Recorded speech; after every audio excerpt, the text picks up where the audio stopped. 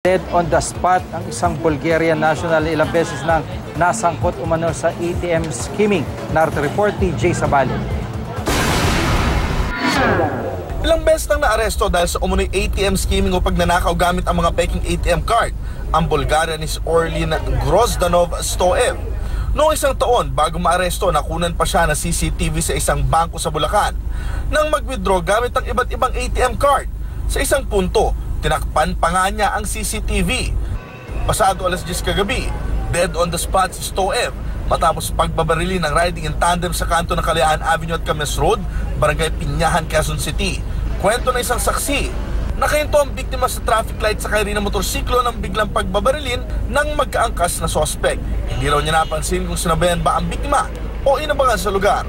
Agad din daw tumakas ang mga sospek. May narinig lang akong putok ng barel 3 beses, 3 putok, and then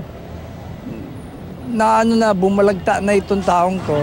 Huling naaresto si Stoev sa E. Rodriguez Avenue sa Quezon City dahil din sa ATM skimming nitong nakaraang buwan lang. Nakuha sa kanya ang mahigit 15 cloned ATM cards.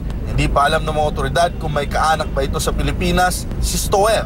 Patuloy daw ang kanilang investigasyon upang malaman ang motibo at posibleng pagkakakilanlan sa mga sospek. Jay Sabale, GMA News.